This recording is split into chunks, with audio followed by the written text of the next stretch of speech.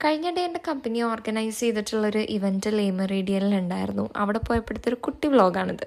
Event എന്ന് പറയുമ്പോൾ അത് ആക്ച്വലി ഒരു ബഡ്ജറ്റ് ലെക്ചർ ആയിരുന്നു by Subhash Chandragar and he was the former finance secretary of India.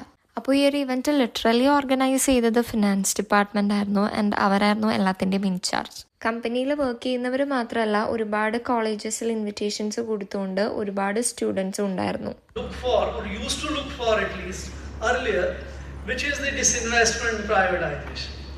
So for last 5 years the government has simply claimed the Air India was the last one, which was just to sort of throw off something. Actually attend ചെയ്തവരിൽ ഒരു major പോർഷനും students തന്നെയായിരുന്നു. ഞങ്ങൾ work കഴിഞ്ഞ് join ചെയ്തതുകൊണ്ട് തന്നെ lecture from the beginning തൊട്ടൊന്നും കേൾക്കാൻ പറ്റിയില്ല. പകുതി തൊട്ടാണ് ജോയിൻ ചെയ്തത്. പിന്നെ ആഫ്റ്റർ ദ ലെക്ചർ നമുക്ക് ലേ മെറിഡിയനിൽ തന്നെ ഒരു ഹൈ ടീ അറേഞ്ച് ചെയ്തിട്ടുണ്ടായിരുന്നു. ലെക്ചർ അറ്റൻഡ് ചെയ്ത എല്ലാവർക്കും അത് ഓപ്പൺ ആയതുകൊണ്ട് തന്നെ അവിടെ നല്ല തിരക്കായിരുന്നു. സോ ഒറ്റ റൗണ്ടിൽ തന്നെ കൈ കിട്ടിയത് എല്ലാം എടുത്ത് കഴിക്കേണ്ടി വന്നു.